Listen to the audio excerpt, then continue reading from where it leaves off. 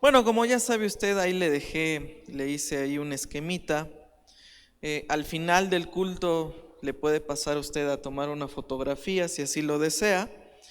Esta vez no le voy a pedir así que se acerque por cuestiones de salubridad, pero al final con mucho gusto se puede acercar y tomarle una foto si así lo desea, para que lo estudie mejor en su casa.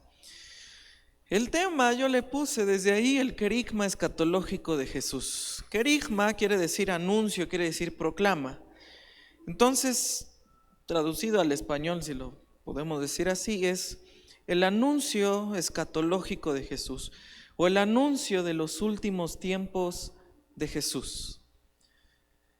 El sermón del Monte de los Olivos es uno de los sermones más importantes que hay en la Biblia, es uno de los sermones incluso más debatidos, más debatibles dentro de las Escrituras,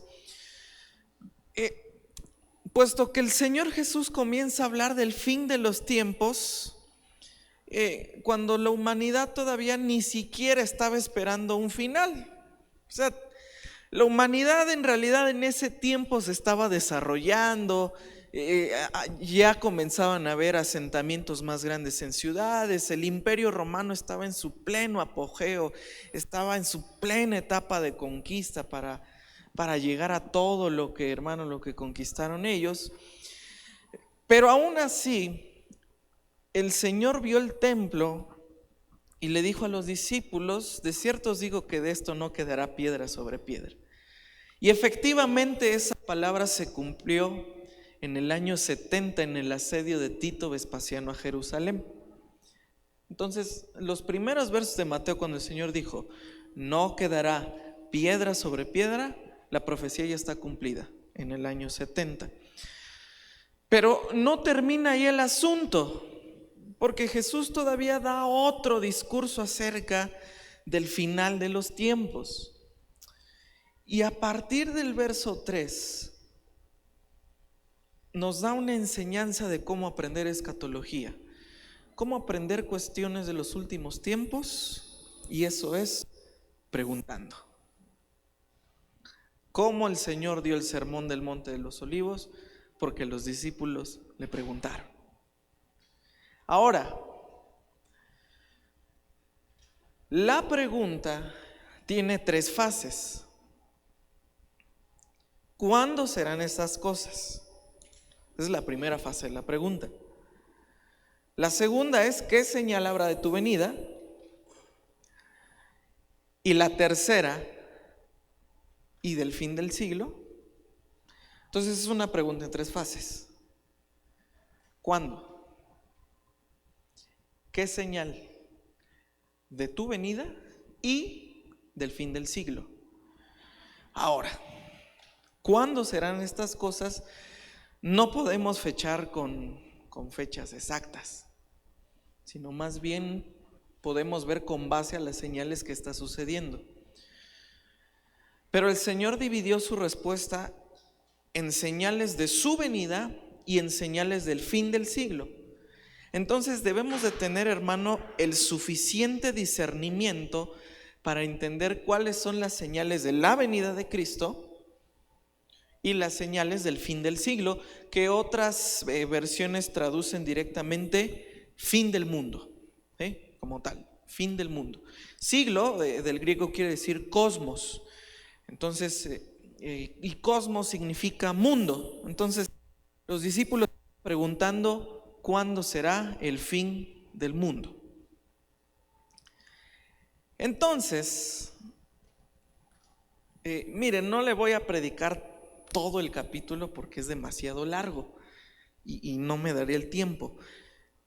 Voy a darle 8 señales que abarcan solo hasta el principio de dolores. Y vamos a ver históricamente si estas señales han tenido un cumplimiento o no.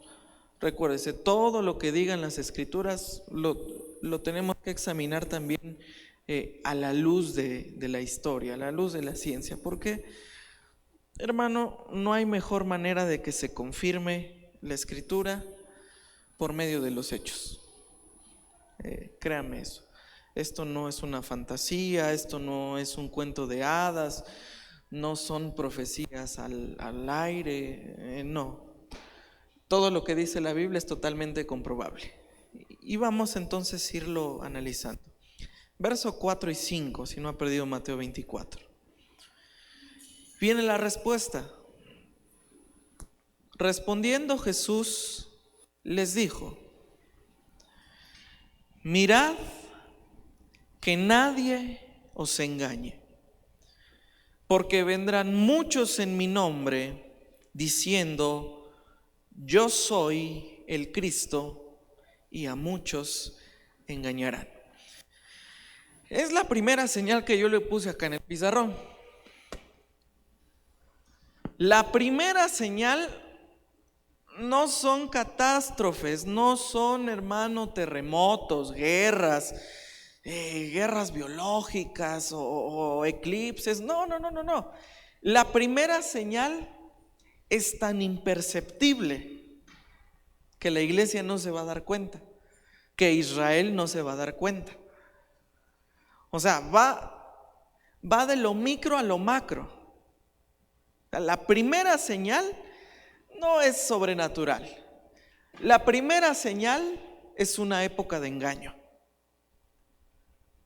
Mirad que nadie os engañe, porque vendrán en mi nombre falsos cristos.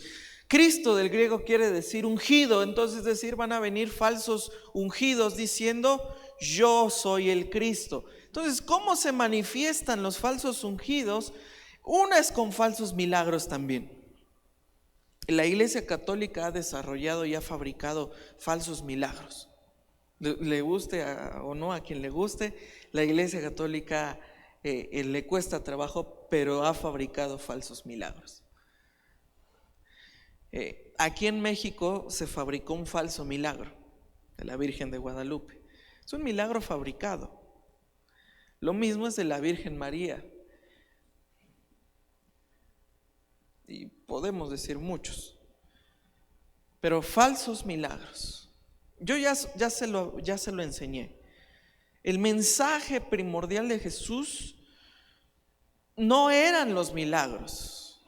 Los milagros eran una herramienta para predicar el mensaje principal, que es el evangelio de salvación.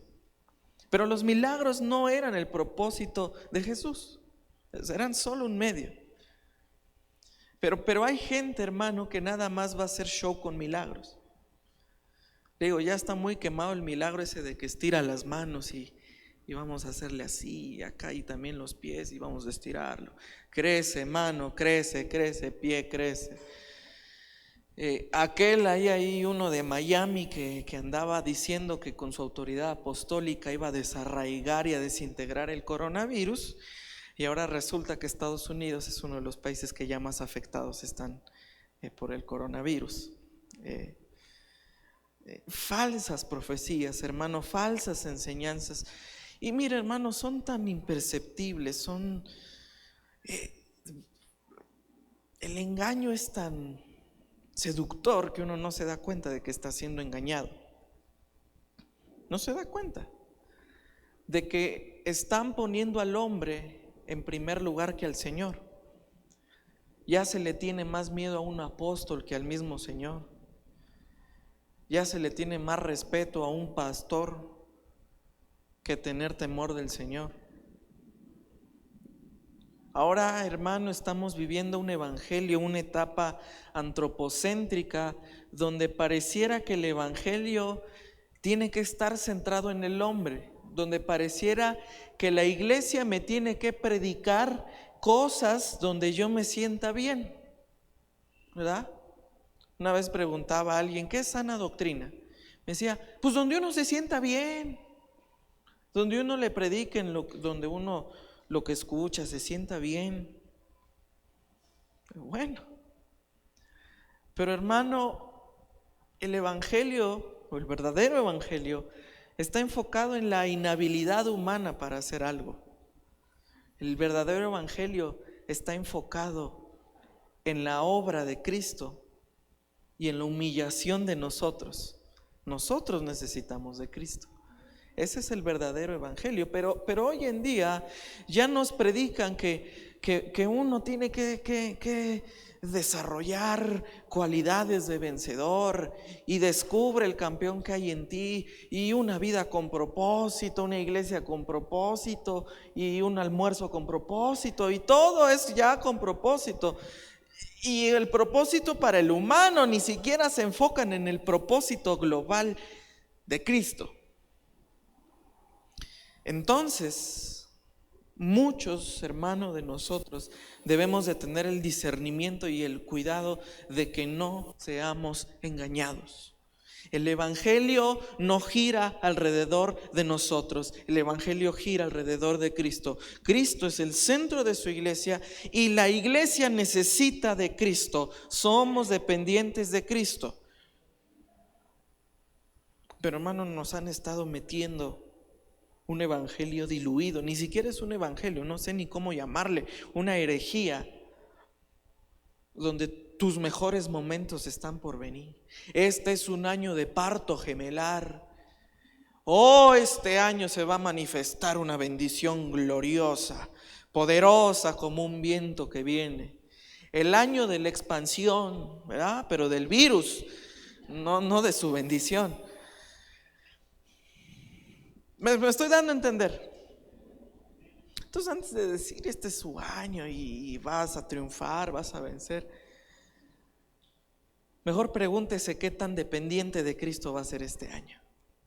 ¿Qué tanta sed de Dios va a tener este año? ¿Qué tanta necesidad de la presencia de Dios necesita? ¿Sí? Falsas doctrinas, hermano, falsos ministros, falsas iglesias. Apocalipsis lo que menciona, porque algunos ya son sinagoga de Satanás. El diablo, hermano, tiene alrededor de 33 imitaciones, y entre ellas están las falsas iglesias, falsos ministros. Entonces, hermano, debemos de tener el cuidado de no congregarnos donde esté cerca de mi casa, de no congregarme donde yo me sienta bien, donde yo me sienta a gusto, sino congregarme en un lugar bíblico, en un lugar donde se le tenga respeto a la santidad de Dios, en un lugar, hermano, donde se tenga temor del Señor. No es donde a mí me guste la música, no es donde a mí me guste cómo van a danzar, si van a danzar, si no van a danzar. Eso es secundario, hermano. Eso no importa. Si danza o no danza, eso no tiene importancia, porque la actitud de adoración es con una vida diaria, y cuando usted durante la música levanta sus manos y canta, es la evidencia de cuánto adora en la semana al Señor con su vida. Ya ni siquiera es la música, no es ni cómo predican, ni cómo aplauden. No, eso no es, hermano. Es una iglesia que tiene su fundamento en las Escrituras y que tienen temor del Señor. Y créame que no nos colgamos la medalla de eso, pero queremos llegar a eso. Nuestro deseo es llegar a eso.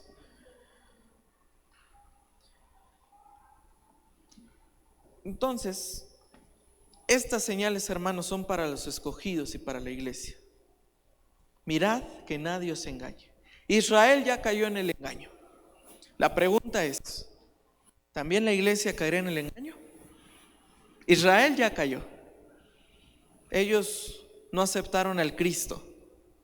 A los suyos vino, mas no le recibieron. Ahora, la iglesia sí está dispuesta a recibir a Cristo. ¿Vamos bien, hermano?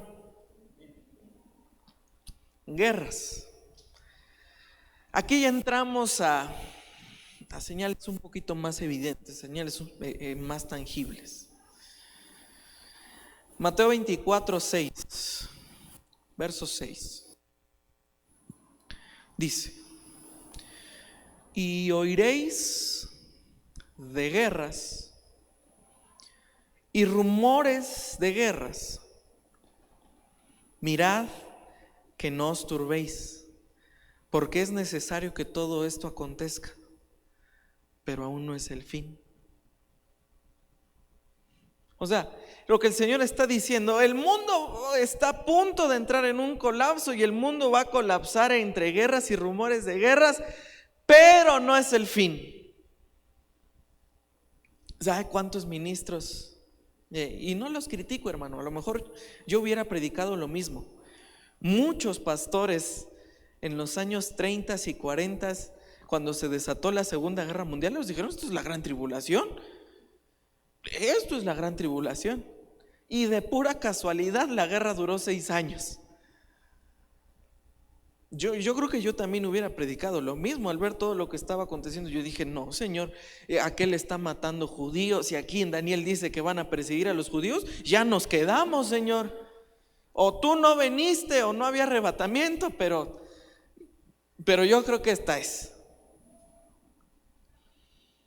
Pero hay que tener el debido cuidado y discernimiento para leer con detenimiento y leer que realmente de qué el Señor está hablando. Entonces, cuando se desata una guerra, ¿qué cree, hermano?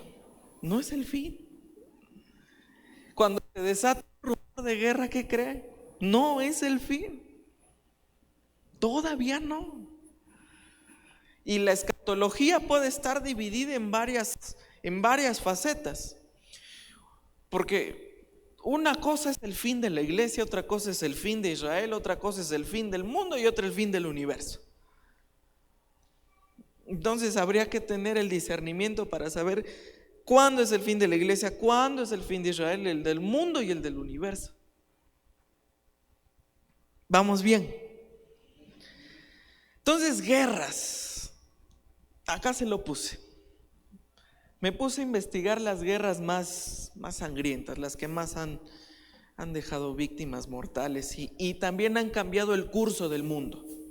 Porque ha habido, hermano, guerras que muy sanguinarias, pero no han cambiado el mundo. Pero me puse a investigarles cuáles sí cambiaron el rumbo del mundo como tal. Una de ellas fueron las guerras napoleónicas. Murieron 7 millones de personas. En ese tiempo, hermano, era una multitud, un país entero. 7 millones de personas murieron en las guerras napoleónicas. Fue la guerra napoleónica, hermano, la que animó la independencia de México. Se lo voy a explicar de esta manera. Los franceses eran protestantes, los españoles eran católicos.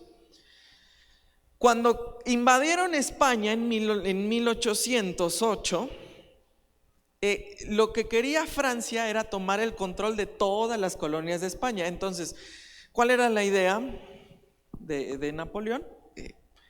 Si conquisto la capital, tengo todas las colonias. Entonces, cuando invadieron España y tomaron control y al rey Fernando VII lo metieron al bote, las colonias españolas dijeron: oye, y principalmente los católicos, ya tomaron España. Y tú sabes que el conquistador mete su cultura, mete sus creencias y mete su idioma y todo. Entonces uno de los secretarios del virrey intentó hacer un golpe de estado al virrey y separarse de España. Lo cacharon y lo mataron. Pero ya después la Iglesia Católica dijo: no, espérate, vamos a pensarlo bien, porque si queremos que todos estos sean católicos, aquellos son protestantes. Entonces fue una de las razones que a lo mejor no se sabía, usted no se la sabía sobre la independencia, pero una de las razones de la independencia de las colonias españolas fue mantener la religión católica, no la libertad, una economía libre, dueño de su propio destino. No, hermano, la Iglesia Católica lo que quería era retener lo que le quedaba de catolicismo, porque casi toda Europa fue protestante, menos la península ibérica, que fue España y Portugal. Entonces dijeron: no, necesitamos mantener la religión. Entonces las guerras napoleónicas, hermanos, sí cambiaron el curso del mundo. La guerra civil rusa, 9 millones de vidas perdidas. Aquí, hermano, ya se instauró lo que se le conoció como el socialismo y el comunismo por protesta a la monarquía rusa, que había sido muy opresora para con el pueblo. Y es lo que, hermanos, se le conoce como la destitución de los zares rusos. La rebelión de los dunganes. Mejor esa no la había escuchado usted. Se perdieron 12 millones de vidas. Pero esta es bien interesante porque la rebelión de los dunganes eran chinos que se convirtieron a la religión musulmana. Y la religión musulmana, desde una de sus, dice que se debe de imponer la religión, cueste lo que cueste, con guerra. Y los dunganes dijeron, hay que hacer a China musulmana. Y se levantaron en armas, hermano. Pero las dinastías chinas vencieron y a los dunganes los repelieron a los países que están alrededor de China, pero son musulmanes. Kazajistán, Uzbekistán, que se declararon repúblicas musulmanas. 12 millones de vidas, hermano. Y a donde se fueron los dunganes a vivir son países que actualmente son musulmanes, repúblicas islámicas, para que lo tomen en cuenta. Las conquistas de Timur, 20 millones de personas muertas. Timur se denominaba la espada del Islam. Lo mismo, tenemos que llevar la religión islámica a Oriente. Y se fueron igual contra los chinos. Los volvieron a repeler, pero hermano, fue una de las guerras más sangrientas. 20 millones de vidas. Y el Timur se decía, yo soy la espada del Islam. Yo voy a evangelizar y a convertir a musulmanes a todo el Oriente. Luego, hermano, la Primera Guerra Mundial, 65 millones de vidas perdidas. La Primera Guerra Mundial. Esto, hermano, cambió mucho la geografía política de Europa. Algunos países nacieron países nuevos, otros desaparecieron, otros dejaron de ser monarquías. Y, hermano, fue la primera guerra que comenzó a marcar el mundo moderno. Se dice, algunos expertos, que tecnológicamente de la Primera a la Segunda Guerra Mundial la humanidad avanzó 10,000 años en tecnología. 10,000 años en tecnología. Vea usted cómo se peleaban en la Primera Guerra Mundial y vea ahora cómo se pelearon en la Segunda. Vea, hermano, investigue sobre la batalla de Kursk, los alemanes contra los soviéticos. Fue la batalla más sangrienta, hermano, o de las más sangrientas durante la Segunda Guerra Mundial, más que la toma de las playas de Normandía. Una de las batallas, hermano, que definió la Primera Guerra Mundial fue la batalla del Canal de Suez. Los británicos contra los alemanes. Si los alemanes tomaban el Canal de Suez, Alemania hubiera sido la potencia por lo menos 50 años. Por lo menos. Porque iban a tomar todo el petróleo del Canal de Suez. Gracias a Dios que los británicos lo contuvieron. Fueron los británicos y sus colonias que repelieron a los alemanes. Lo intentaron en la Segunda Guerra Mundial y no pudieron. Pero quien tome el Canal de Suez actualmente va a ser una potencia. Y la primera línea de defensa es Israel. Para que lo tome en cuenta. La rebelión de Taiping, 100 millones de personas. Pero era bien curioso, Taiping. Era un señor que también se llamaba Shong Xiquan, y él afirmaba ser el hermano menor de Cristo. Entonces él dijo, China tiene que ser cristiana por medio de la guerra. Se reunió un ejército y dijo, yo voy a evangelizar China por medio de la guerra. 100 millones de vidas perdidas. falsos cristos. Se levantó un Cristo en su nombre. ¿Se da cuenta? Y le puse otra, la Segunda Guerra Mundial. 120 millones de personas. Es como, hermano, si en este momento aniquilaran a todos los mexicanos. Somos 120 millones aquí en México.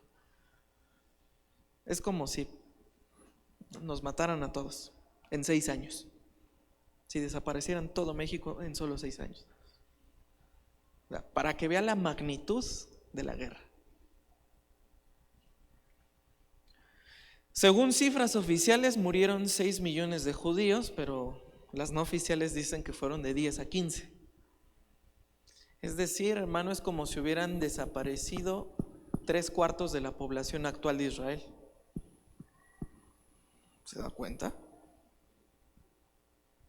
Y hermano, cambió el mundo después de la Segunda Guerra Mundial. En la Segunda Guerra Mundial, hermano, Estados Unidos se estableció como potencia. Estados Unidos venía saliendo de una recesión, la Gran Depresión históricamente.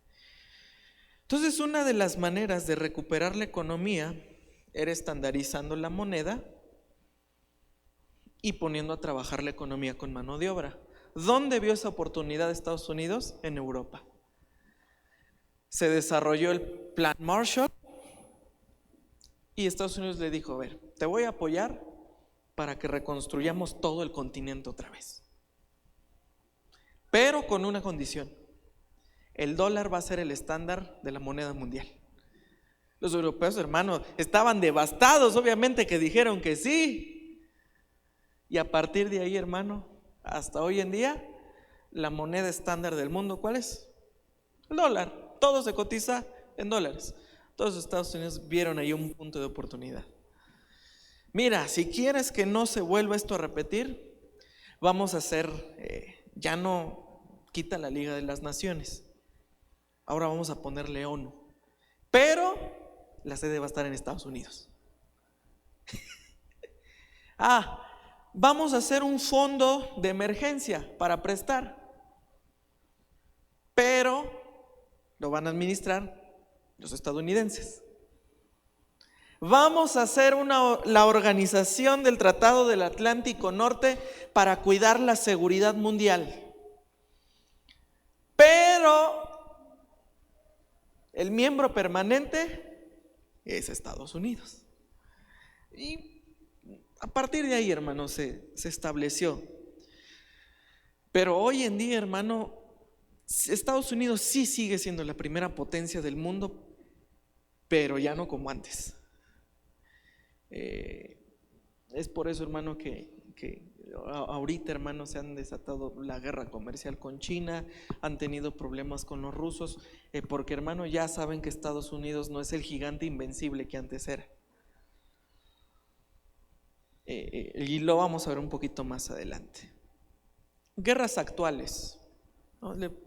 Ahí no me alcanzó el espacio, pero miren, guerras actuales. Actualmente hay una guerra en Yemen, otra en Sudán del Sur, otra en Siria, otra que Estados Unidos dice que ya no es guerra, pero sí es guerra, Afganistán, y hay una guerra contra el terrorismo que la está llevando la OTAN, contra todos el Estado Islámico, los grupos extremistas de ISIS.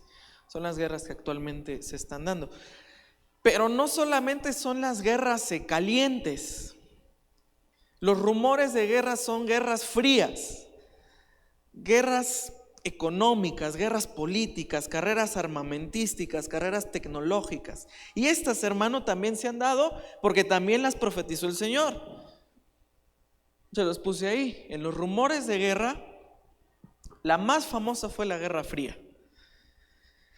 Capitalismo versus comunismo. Estados Unidos contra la Unión Soviética. Prevalecieron los estadounidenses. Y muchos países que antes eran comunistas, actualmente son capitalistas. Los chinos son raros porque ellos se dice que tienen un régimen comunista, pero ahorita parecen ser más capitalistas que comunistas. Un analista geopolítico francés decía que es raro, pero China es una hibridez entre el capitalismo y el comunismo. O sea, no hay un término todavía, un término medio entre ellos. Tanto apoyan el capitalismo, pero también apoyan el comunismo. Los conflictos de Corea del Norte desde 2014. Estados Unidos nunca le ha declarado la guerra a Corea del Norte, ni Corea del Norte a Estados Unidos. Pero como decimos aquí en México, y no me lo tomé a grosería, nomás se han estado ladrando. O sea, no he dicho, a ver, vamos a mandar tropas estadounidenses a Corea del Norte. No, porque perdieron la guerra de Corea. Y la guerra, hermano, de Corea para Estados Unidos también es una vergüenza, como la guerra de Vietnam. La idea de la guerra de Corea era unificar toda la península en el sistema capitalista. Estados Unidos puso su presidente con tendencias favorables a Estados Unidos, entonces le dijeron: vamos a unificar toda la península, vamos a invadir, lo vamos a tomar y te quedas como presidente de una Corea unificada. Perdieron la guerra,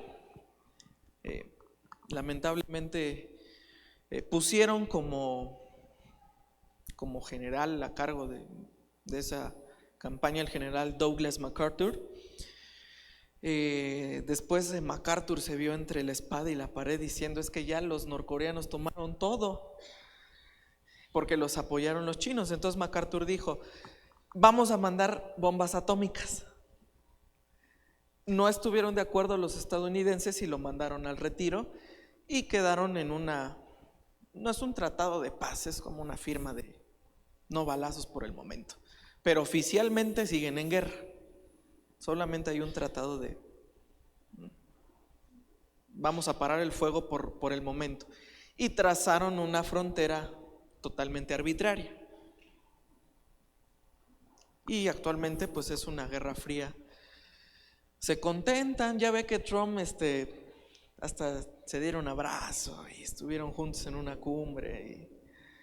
Pero ahorita, hermano, por ejemplo, ayer hubo ejercicios militares de Corea del Norte mandando misiles al mar de Japón, y a Estados Unidos pues no le gustó eso. La guerra comercial con China, que es la guerra que más ha estado afectando, hermano. Esta guerra para mí va a desatar una crisis mundial, una crisis económica mundial. La guerra comercial con los chinos. Se están peleando las dos mayores potencias económicas y militares del mundo.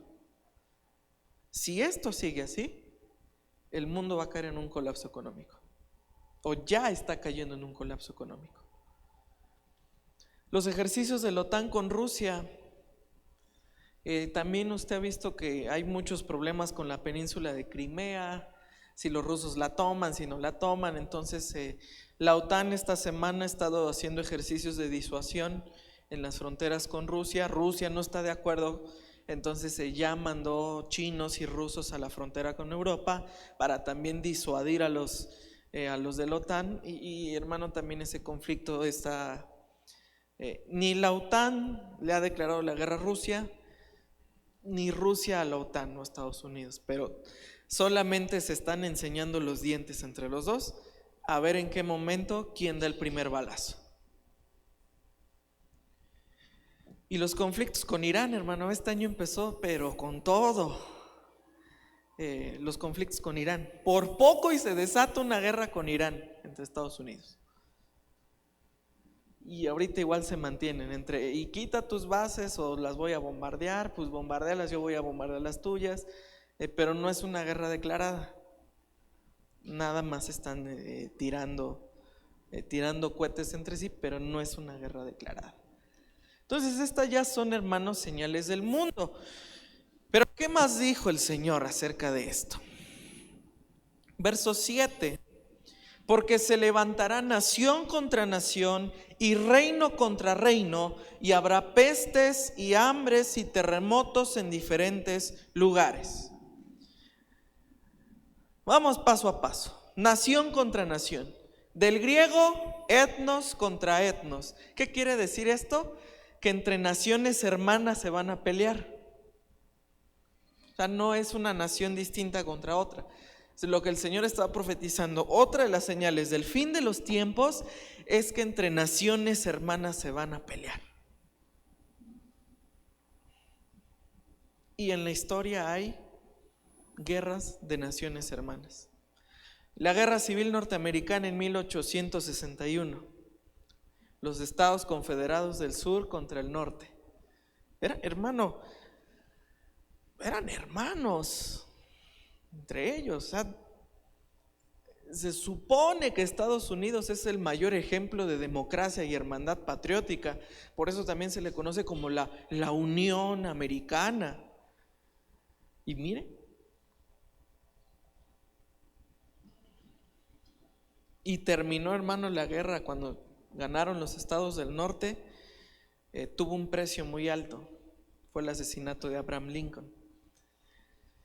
Lo mató uno del sur, y su frase esa noche de Viernes Santo: Sic semper tyrannis, así siempre a los tiranos. Y cobró la vida del presidente de los Estados Unidos de ese tiempo, quien se dice que era cristiano. Hay un testimonio de un pastor norteamericano llamado Charles Chaineke, que él fue muy cercano a Abraham Lincoln, y él describe cómo oraba por Lincoln, cómo lo aconsejaba, y cómo guiar a la iglesia o cómo guiar al país dentro del camino cristiano. Y una de las cosas que Lincoln le confesó a Chaineke es que una noche Lincoln soñó que iba a su propio funeral. Un sueño muy extraño. Y bueno, pasó lo que usted sabe que pasó. La guerra civil inglesa en 1641, que fue una guerra parlamentaria entre la izquierda y la derecha inglesa. La guerra civil española en 1936, que fue lo que abrió el fascismo español, las dictaduras franquistas. Y ahorita, hermano, está la guerra civil en Siria desde 2011. Nación contra su misma nación. Y el reino contra reino, ahí sí ya hace una referencia a países de una cultura distinta contra otro país de otra cultura totalmente distinta. Y las guerras mundiales son el mayor ejemplo. La Primera y Segunda Guerra Mundial son el mayor ejemplo de un reino contra reinos o países contra países. Entramos a las pestes, que es como que el tema de hoy, o del año, mejor dicho. Pestes, hermanos, significa una enfermedad, una epidemia, una pandemia, enfermedad mortífera, y una de las connotaciones también es como castigo o juicio. Y hermano, en la historia del mundo ha habido muchísimas pestes, muchísimas epidemias, se las anoté todas ahí. Desde que las empezaron a contar, van 41. Desde que alguien dijo, vamos a contar las epidemias, van 41. Pero si vemos las de la Biblia, pues son otras aparte. Pero vamos a ver un poquito las históricas. La primera contabilizada fue la plaga de Atenas, en el 1430 al 29 antes de Cristo. No se tiene con exactitud cómo era la enfermedad, pero infieren que fue un virus de tifus proveniente de África. Mató a un tercio de la población de Atenas, es decir, 150,000 personas en un año. ¿Sí? La plaga de Atenas, 150,000 en un año. Tuvieron una segunda plaga en el 426 al 25, donde regresó el tifus y mató a 100,000 personas. La peste antonina, esta duró 15 años. 15 años duró la peste antonina. Se extendió por todo el Imperio Romano y en esos 15 años mató a 5 millones de personas. La peste antonina. 15 años duró. Después la peste de Cipriano. Esta duró 20. Esta se desarrolló en el Imperio Bizantino. Fue una especie de gripe y una fiebre hemorrágica. Algunos dicen que era un virus parecido al del ébola. 20 años duró la peste de Cipriano. La peste bubónica del 541 al 543, esta se dio en el Imperio Bizantino. Mató a 50 millones de personas en 2 años. O sea, ¿se da cuenta de qué números estamos hablando? Es como si mataran 2 veces a toda la población de la Ciudad de México. La plaga de sarampión en Japón en el 735. La peste negra, esta es la más famosa, la más mortífera. La peste negra se dio entre el 1340 y 1353. Mató a 50 millones de personas en Europa. ¿Y dónde cree que se originó? En China. Llegó por la ruta de la seda. ¿Y cuál cree que fue el país más afectado? Italia. Pero qué casualidad. ¿Qué país ahorita es el más afectado por el coronavirus? Qué casualidad, ¿verdad? La peste negra se origina en China, llega a Italia y ese es el país más afectado. El coronavirus se genera en China, llega a Italia y ahorita es el país más afectado.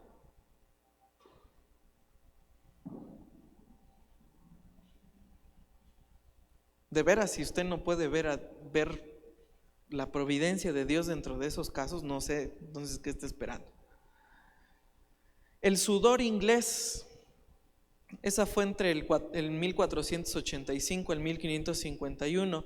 Se cree que era una gripe, pero a su vez los que les daba esa enfermedad sudaban y sudaban y sudaban y sudaban. Muy curioso, porque el sudor inglés no atacó a niños pequeños ni a bebés, solo adultos jóvenes en adelante. El sudor inglés mató a 5 millones de personas. Miren, le voy a dar una bien interesante. La epidemia del baile, se la encerré con verde ahí en el pizarrón. Esa fue en Estrasburgo, en Francia. Duró aproximadamente 6 meses, pero se le llamó la epidemia del baile porque una señora en Estrasburgo empezó a bailar. De veras empezó a bailar. Y empezó a contagiar a otros. Y la gente se la pasaba bailando sin parar durante 16 días, hasta que las piernas se le vencían y morían de derrames cerebrales o infartos. Se le conoció como la epidemia del baile, fue en Estrasburgo, en Francia. Bien curiosa, ¿verdad? O sea, no se sabe qué fue, no se sabe por qué fue, y llegaron a la conclusión de que fue una histeria colectiva, que mató como unas 10,000 personas ahí en Estrasburgo. Todos empezaron a bailar como locos, 16 días sin parar, ¿verdad? Muy rara. Después, en 1545 tenemos la primera epidemia en México, viruela. Azotó a los aztecas y a los mayas. La primera epidemia registrada en México fue una epidemia de viruela. La trajeron los españoles, obviamente, porque en América no había esa enfermedad. Los aztecas, hermano, eran una cultura muy limpia. Se bañaban 2 veces al día, comían alimentos frescos. Y las ciudades europeas, hermano, ahorita usted va allá y dice, ay, qué bonita está, ¿verdad? No va a Londres, qué bonito, primer mundo, hermano. No, pero en los 1500 eran unas ciudades, hermano, pero de porquería, insalubres. Actualmente ahí en Londres el río Támesis, hermano, sigue contaminado de los 500 años que se la pasaron ahí tirando desechos. O sea, está mal, hermano.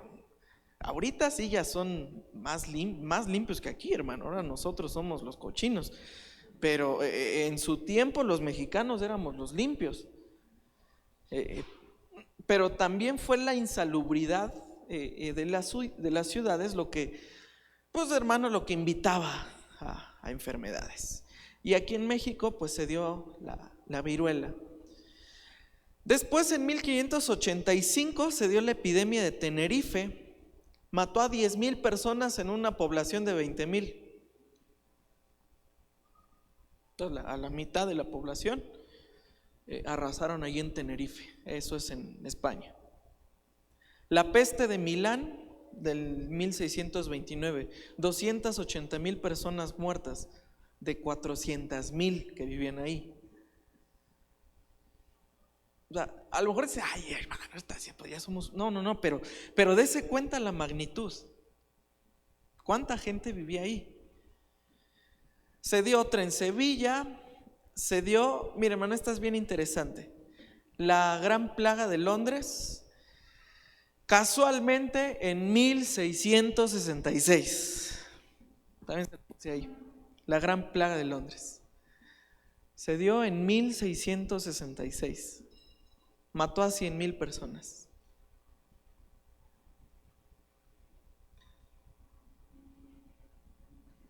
Después, hermanos, esas plagas, la viruela, se dio en Viena, Islandia, Marsella. Después los ingleses tuvieron 5 epidemias de cólera de 1817 a 1881. ¿Cuánto? Hermanos, es un montón. Se dieron las 5 epidemias de cólera en Inglaterra. Después en el 70 vino otra epidemia de cólera. En Europa de viruela. La gripe rusa, esa ya también fue de las más peligrosas. En un año mató 1,000,000 de personas, 1889 y 1890. La gripe rusa mató a 1,000,000 de personas, que pues es de los antecedentes de una influenza tipo A. Usted sabe que hay 2 clases de influenza, la tipo A y la tipo B, y la más peligrosa es la tipo A.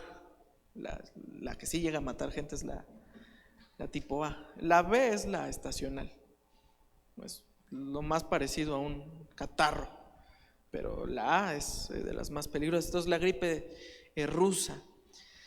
Después de 1918 a 1919 se da la gripe española. Esta sí mató muchísima gente, hermano. 50 millones de personas en 3 años. Los estudios, hermano, dicen que durante la Revolución Mexicana no fueron las balas las que mataron a más gente, fue la gripe española. La gente que se moría en el periodo de la Revolución no se moría por los balazos de hermano de Villa, de Zapata, no, hermano, se moría por gripe española. Y eso es una estadística de la Secretaría de Salud. 1962, esta es otra epidemia bastante, no le puedo llamar interesante, pero sí extraña. La epidemia de la risa en Tanganica. Hasta el nombre da risa, ¿verdad? Espérese, no se ríe. Espérese. La epidemia de la risa en Tanganica, hermano, fue una risa contagiada en el pueblo de Tanganica entre jóvenes de 12 a 18 años. Empezó en una escuela, una niña se empezó a reír y empezó a contagiar a sus compañeritos. A las 5 horas, toda la escuela estaba riéndose y la tuvieron que cerrar. Salieron los niños y hasta por 2 meses se la pasaban riendo sin parar. Y se presentaron unos casos de llanto. Más o menos esta epidemia afectó a unas 10,000 personas en Tanganica, la epidemia de la risa. Se llegó a la conclusión, histeria colectiva, pero fue considerada una epidemia. Tuvieron que cerrar durante unos 6 meses 14 escuelas. Solo afectaba a los jóvenes, los adultos no. En las escuelas los profesores no se contagiaron de la risa. solamente eran los entre 12 y 18 que empezaron a reírse como locos. Bien interesante, ¿verdad? Ya estamos en los 60, hermano. Del 68 al 69, la gripe de Hong Kong mató a 2 millones de personas. La epidemia del ébola apareció en 1976 con una letalidad del 83%. ¿Sabe cuánto es el 83% de letalidad? Es una muerte segura. En el 81 hasta el día de hoy, la epidemia del VIH o el HIV en inglés. En el 80 apareció el virus de la inmunodeficiencia humana, lo que después genera el SIDA. Y hasta hoy, hermano, es una epidemia que ha matado a 30 millones de personas. 30 millones de personas. ¿Y por qué no hacen escándalo de eso? ¿Verdad? En el 90, la epidemia de difteria en la Unión Soviética. Igual en los 90, una epidemia de cólera en América Latina, afectó a 1 millón de personas. En el 94, otra epidemia de ébola en Gabón. 2002, polio en India. 2005, gripe aviar H5N1. 2009, esa sí se acuerda, H1N1 aquí en México. Se dice, hermano, que se generó aquí en México, pero ni entre ellos están de acuerdo quién fue el paciente cero, si fue un niño de Veracruz o una señora de Oaxaca. El niño sí sobrevivió, la señora de Oaxaca sí se murió, pero cuando le hicieron la autopsia a la señora, fue un coronavirus la que la mató. Desde esos años ya era un coronavirus. Y el coronavirus, hermano, se descubrió desde los 70s, 80s. No, esto no es algo nuevo. Aquí en México, hermano, las muertes fueron 575,000 muertes en un lapso de 2 años. 575,000 muertes. Algunos la llaman la gripe mexicana, pero la otra teoría es que apareció en Estados Unidos y que nos la mandaron para acá. 2010, epidemia de cólera en Haití. 2014, ébola en Guinea. 2014, Zika en Latinoamérica, si se acuerda de ese, ¿verdad? Ese sí fue igual más o menos sonado. 2015, el MERS en Medio Oriente. Y llegamos al 2019, el SARS-CoV-2, que es el nombre del virus y el nombre de la enfermedad, es COVID-19. 15,000 personas muertas hasta el día de hoy. Después habló el Señor de hambres, se lo puse ahí. Hoy, hermano, según la OMS o la OMS, al hambre se le considera la desnutrición extrema de un grupo de personas en condiciones de pobreza. Actualmente el mundo está pasando por un hambre que afecta a 925 millones de personas. 925 millones de personas. Pero nadie hace escándalo de esto. Y los mayores afectados es en África. Terremotos. Existen 10 terremotos, hermano, que también ahí se los puse. En 1960, el terremoto más devastador fue en Chile. Fue de 9.5. Imagínense, 9.5. 22 de mayo del 60. 26 de diciembre de 2004 en Indonesia. 9.3, lo que causó el tsunami más devastador que ha tenido actualmente Indonesia. 28 de marzo del 64, 9.2 en Alaska. 4 de noviembre del 52, 9 grados en la Unión Soviética. 11 de marzo del 2011, Japón, eso también que causó un tsunami. 13 de agosto de 1868 en Perú con magnitud de 9. 24 de noviembre de 1833 en Indonesia, 8.9. 27 de febrero de 2010, Chile, 8.8. 31 de enero de 1906, Ecuador, 8.8. Y 26 de enero de 1700, California, 8.7. Los de México, hermano, ni figuran. O sea, no han sido, no sé si tan campeones como para estar en el top 10 de los terremotos. Pero el Señor dijo, y terremotos en diferentes lugares. Verso 8. Vaya, Mateo 24, verso 8. ¿Qué dice?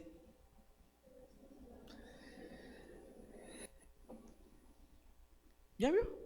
Entonces, ¿dónde estamos parados? Principio de dolores. Hermano, esto todavía ni empieza. Esto todavía, hermano, ni calienta motores todavía. Y usted ya está bien espantado. Principio de dolores. Es decir, no es ni la mitad de lo que se viene para el mundo. Fíjese.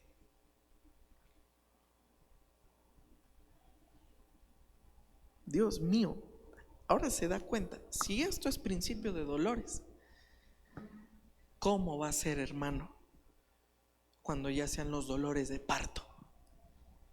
Esto es solo el principio. Apenas como que la señora empieza a sentir el dolor, pero todavía no quiere ir al hospital. Si esto es el principio, Dios tenga misericordia, hermano, de los que vayan a vivir los dolores de parto. De veras. Porque ya llevamos, hermano, al menos unas 7, 8 guerras que han cambiado el curso del mundo. 41 epidemias que han cambiado el curso del mundo. 10 terremotos devastadores. ¿Qué más estamos esperando?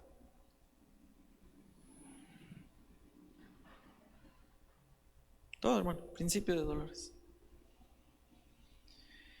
Y mire, ya para ir concluyendo, voy a dar algunas recomendaciones, hermano, acerca de lo que estamos viviendo.